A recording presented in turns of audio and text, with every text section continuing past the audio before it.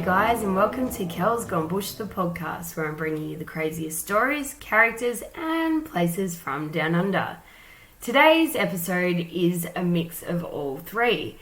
On the weekend, I finally got around to watching Aussie documentary Hotel Coolgardie, and I have a fair bit to say about it.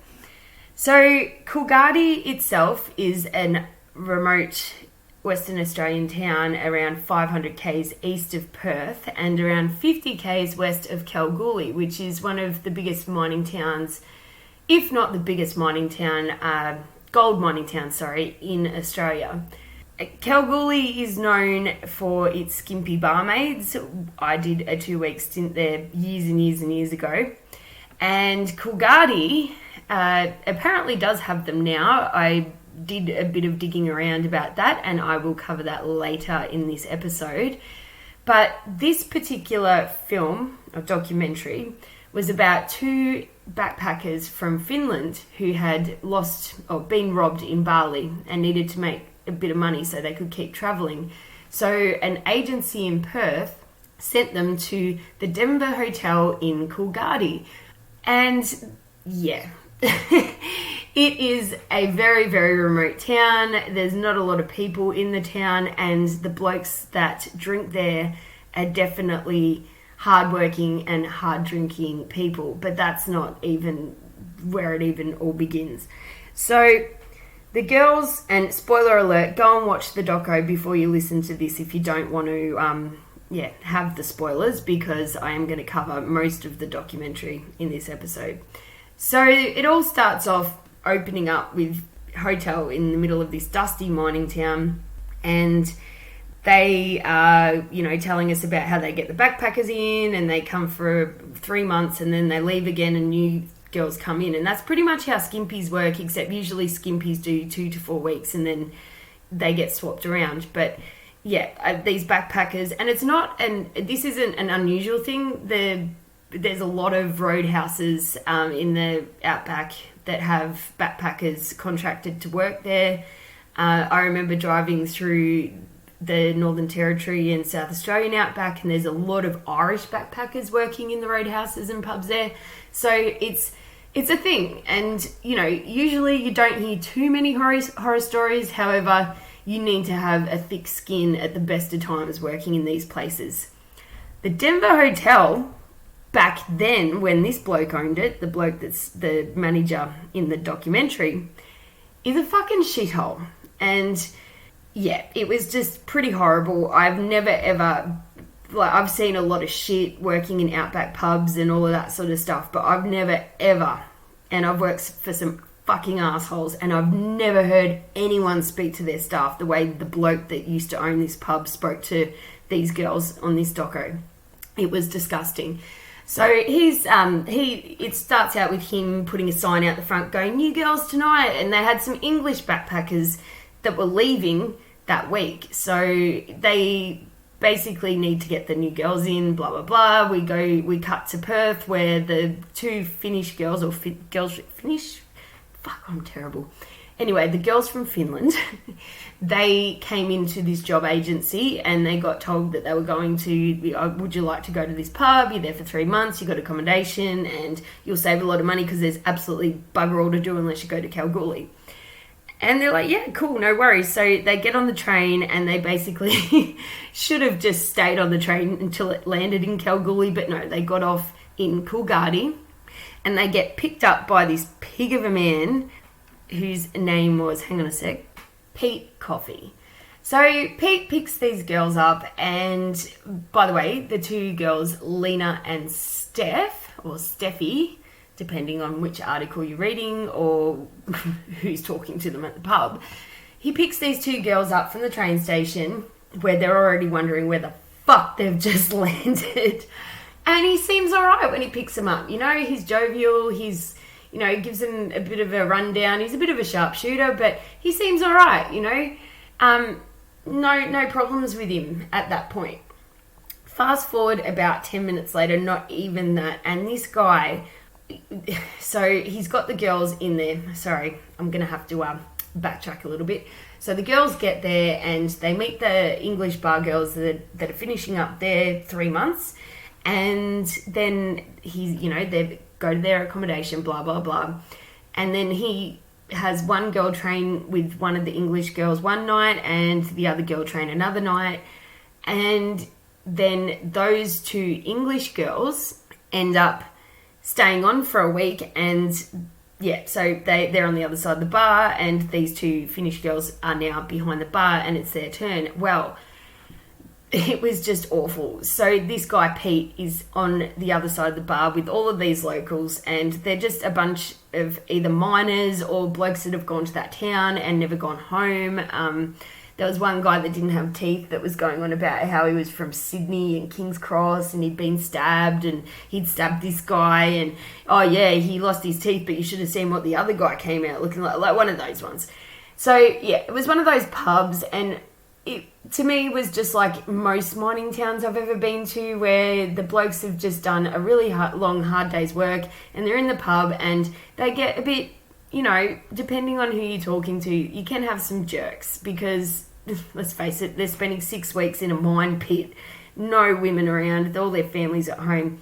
It can be quite isolating, and when they do get, knock off and go and have a few drinks, they can turn into dickheads. Not all of them, so don't take offence, guys, if you're listening to this. I don't think you're all fuckwits, but let's just put it down to I've dealt with my fair share of fuckwits in mining towns. So, but it wasn't actually the patrons that pissed me off in this movie. It was the publican, because he was the worst patron of the lot of them. He just sat behind the bar, and just every time these girls even looked like they were hesitating just to think about what they were doing, because, they'd just been thrown into a pub where they don't speak the language. They don't really know where everything is straight away. You forget. You can't just walk in there and know how to run the whole bar before you even start. Otherwise, anyone could manage a bar. Okay, I'm getting off track. So these poor girls are just trying to do their job and just trying to, they've just started. And this guy's like, what's wrong with you? Are you stupid? And, it just gets worse and worse. He picks on them for the way they talk and just treats them like they're fucking idiots. Meanwhile, one of them has a master's degree and could probably shit all over this guy, but it just so happens, she's backpacking. And there's obviously a language barrier. But the problem was, in my opinion, the other two girls. So these English backpackers, they hung around for another week. Fuck knows why, because as soon as I finished my shift, I would have been bang out of there. But clearly, they found a few of these miners attractive, which is fine. That's great, but they made these other girls that had just started, they made their lives a living hell, because these girls were trying to just sort of find their feet, but these English girls have been there for 3 months, had a bit of a banter with the locals. English is clearly their first language, so they had no sort of language barrier, and they were, quite open to a party is how I'm going to put it. In other words, they were dancing and gyrating all over the bar, like on top of the fucking bar, and they weren't even being paid to do it. So, you know what I mean? Like, how are these Finnish girls supposed to compete with that? And they shouldn't have to. They're just there to be barmaids, but we all know why they're there. They're not going to hire big, fat, ugly blokes to go and do a mining town shift, okay? They're just not going to do that, because that's not what guys want to look at the end of the day. And sexist or not, that's just the way it works. So, these girls made it pretty hard, because they were clearly more, had more of a connection to the locals than these Finnish girls were going to have, especially while they were there. Finally, they fucked off back to Perth, and these girls could actually start, getting to know the locals. However, when you're in that situation, there's a fine line between customer service and blokes thinking that you want to screw them. So there were a few awkward moments. One of them was when No Teeth Guy took Lina. I'm pretty sure it was Lina. No, sorry, it was Steph. Took Steph to Kalgoorlie for a bit of a, just a drive to, I'll show you Kalgoorlie. Now, the thing about Coolgardie is it's not on the coast. A lot of mining towns I've done have been on the coast, or even just pub shifts, doing like skimpy or whatever in a pub. There's always a guy with a boat, And he always wants to take you on the boat and show you around. And I'm not getting on a fucking boat with some bloke I've just met. I don't know why. I mean, girls do, but yeah, it's really funny. I always joke. There's always a guy with a boat. Every pub you go to, there's a guy with a boat that wants to show you around. Well, Coolgardie, there wasn't any guys with boats because where the fuck are you going to put the boat? So there's a guy with a ute. Oh, I'm going to take you to Kalgoorlie and show you Kalgoorlie. And they didn't even do anything. They didn't do any of the fun shit you can do in Kalgoorlie. They didn't go to the skimpy bars. They didn't go to the brothel tours. They didn't do any of that shit. They went and, I think they went to the super pit and kind of looked at it, or that might have been another time when they ended up going out with this other old bloke to Kalgoorlie again. But yeah, it was just awkward, as you could just see that, you know, he's... And then he starts banging on about his ex-missus and how she took everything from him and blah, blah, blah. And you're just like, oh, mate, you're not doing yourself any favours. Just shut the fuck up. This is worse than the stabbing story you told. But anyway, and that's the thing with some of these towns is sometimes in these towns you'll find a lot of blokes or just people in general that are there because they've run away from something, or... you know, something's happened to them and they want to start again, or they just want to go somewhere where no one's going to find them, or, you know, the territory's full of that. Like when I was up in Darwin, you hear about that all the time. And I remember being in Gove and having the cops come in because one of the blokes I was serving was listed as a missing person by his family because he just had fucked off to Gove and not really come back. So, yeah, it's full of guys that are a little bit maybe sad or just, you know, broken families, whatever. I'm not stereotyping. There's also guys with absolutely no dramas living there, and but yeah, sometimes this is the case. And my second most awkward scene, well, maybe one of, there were so many of them, but there was this guy called Pikey, and Pikey's a main character because he drinks at this bar all the time, and he sat there and they're talking, and him and Lina, the blonde one, they were bantering about, you know, love life and all of that sort of shit. And then it got really, really awkward because he's like, yeah, well, fucking, I got 3 chicks pregnant and they all had abortions. So, you know, makes me feel pretty rejected. And I'm just like, wow, dude, the whole bar just went fucking silent.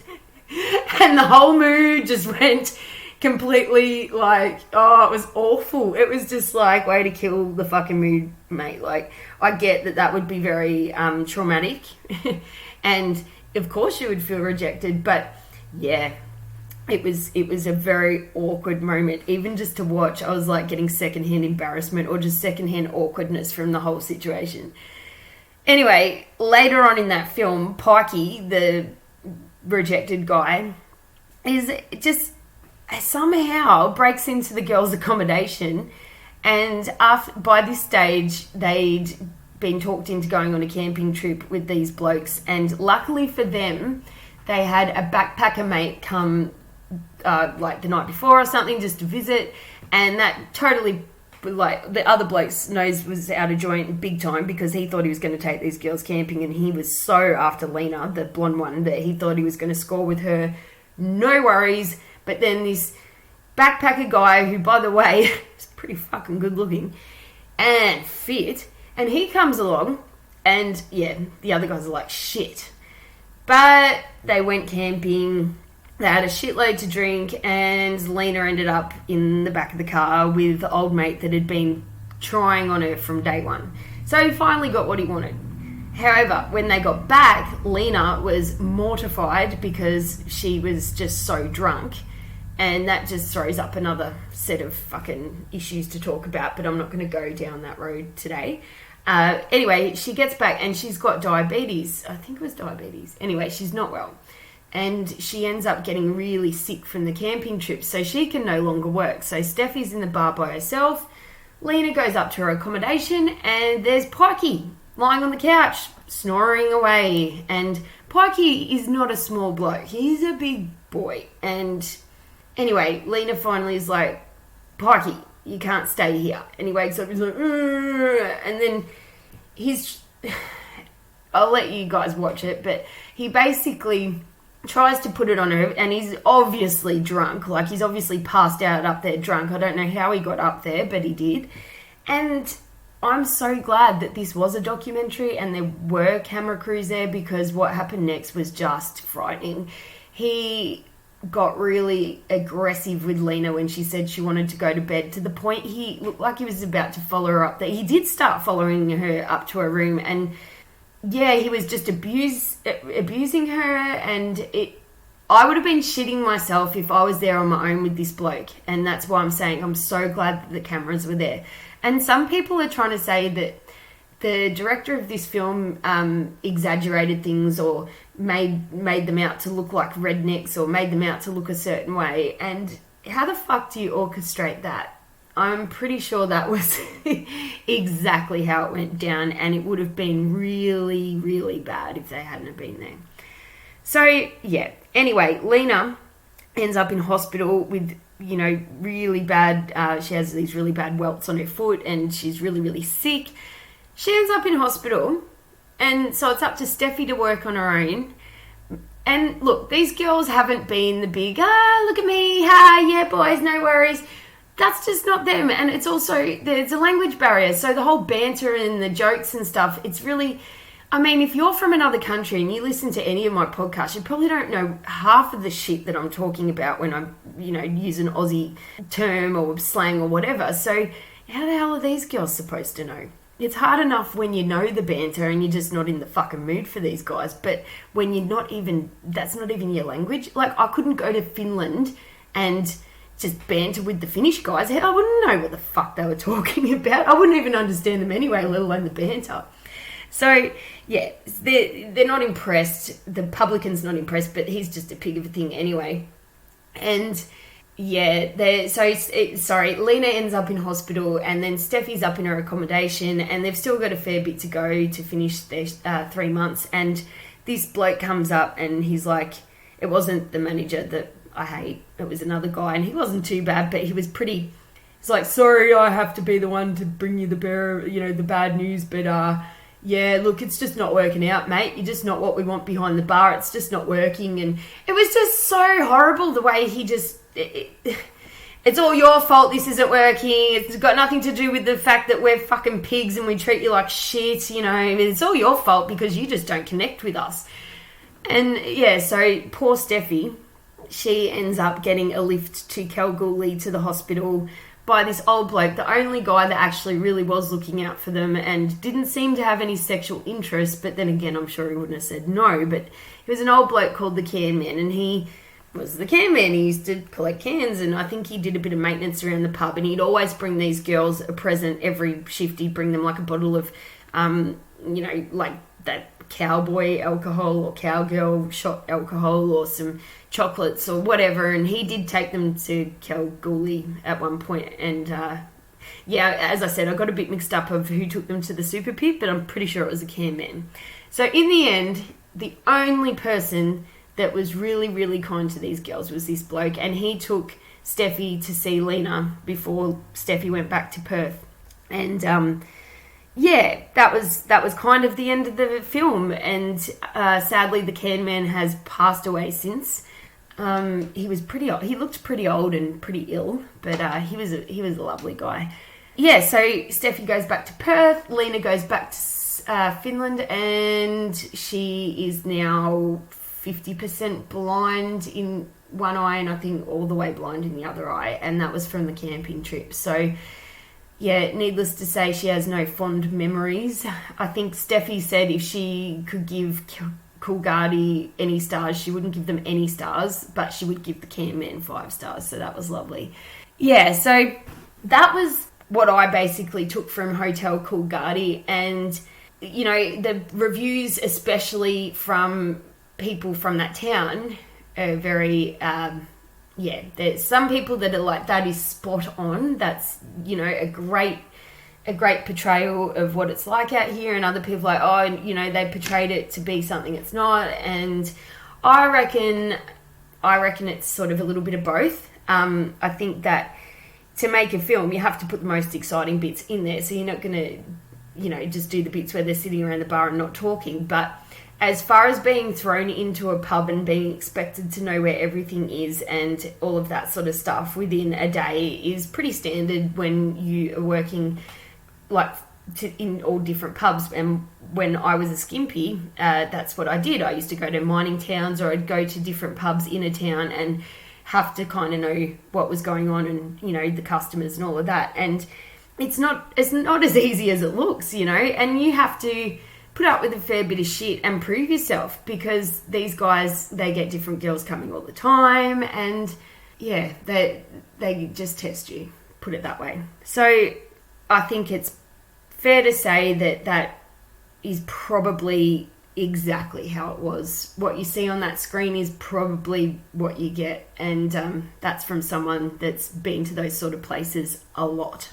Now, as for the skimpy thing, I did some digging around after I watched this, before I did this podcast, because I wanted to know why, being so close to Kalgoorlie, they didn't have skimpies and were getting backpackers instead. And it can't be the money, because skimpies are really not on much money per hour. They make all of their money with tips, and most of the time, well, back in my day, Kalgoorlie, I made $5,000 in 1 week just in tips. That wasn't my wage. My wage was nothing compared to the tips.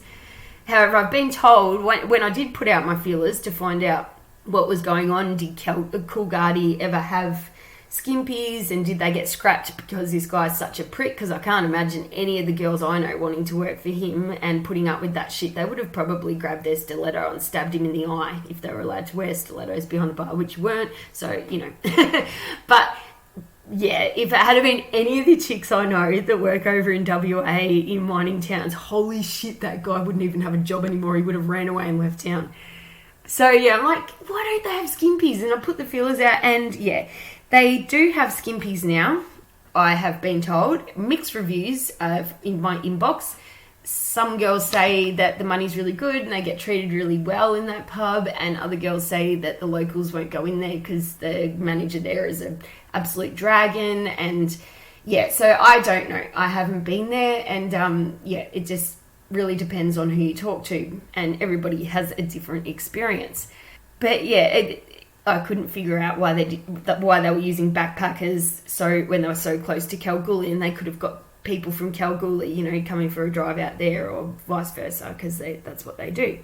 Well, that's what they do now. So now the girls will go to Coolgardie for a couple of days in between their shifts in Kalgoorlie, because Kalgoorlie is a 24/7 mining town. A lot of the girls are on from morning to afternoon, and then the other girls will take over from afternoon until close, which is usually around 2 a.m. So they've now got skimpies in this hotel, Denver Hotel Coolgardie. If you're ever in the area, don't know how the fuck you would be, but if you're ever in the area, that is the place to go for skimpies. I think Tuesdays, maybe, from what I've seen.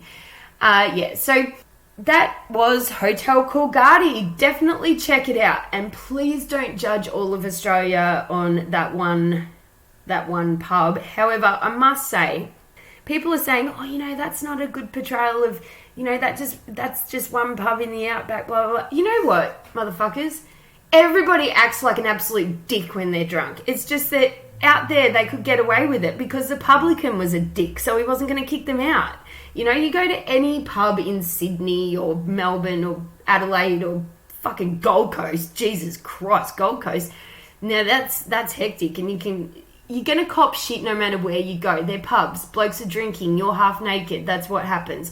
These girls weren't half naked, but they were in a very male-dominated pub, and the women that did drink there, the ones that I saw, were about 60 and jealous as fuck and awful. In fact, they were almost as awful as the pub manager himself. So, yeah, you say don't judge all of us on this movie, but also understand that it's everywhere. It's just in this particular place, it's more accepted because you don't have security on the door. You don't have people kicking these douchebags out when they fall asleep upstairs and abuse the fuck out of your staff. So, yeah, it's just all about the level of what people will put up with, I guess. So that was my episode for today. Sorry if I've just rambled on and kind of jumped between subjects, but I'm just so passionate about this sort of stuff. And I can go on a few different tangents. But yeah. So, all in all, that it was a classic. I loved it. It was an absolute, amazing doco. I think there should be more of it. You know, I love seeing all that outback stuff, and especially stuff I can totally relate to. So it's definitely worth checking out, and if you do check it out, let me know what you think. Hit me up on Insta, Facebook or Twitter. As I've said in other episodes, I'm shit at Twitter, but I will always get back to you if you DM me on Instagram or Facebook, and both of those are Kel's Gone Bush. So yeah, let me know what you think. And that pretty much wraps up this episode. Next week I will be doing another crazy Australian story or person or place. I haven't decided yet. As I've told you, I'm still working on the Edamoga pub and whether or not I'm going to get sued if I cover that one. I'd also love to do something on Jock Ross and the Comanchero Bandito fight. If you know anything about that, you'd have to be under a rock if you live in Australia and don't know about that. But I need to do a little bit of digging on that one so I don't offend an entire group of people. Yeah, so it's all... and Kathy Pettingill, I'd love to do one on her, but again, I don't want to get murdered, so I need to be really careful on how I do those sorts of things. Anyway, if you do have something that you'd like me to look into and do a podcast on, I would love to hear any suggestions or feedback, requests, all those things. Definitely let me know. Otherwise, I will wrap that one up there, and until next time, Kel has gone bush.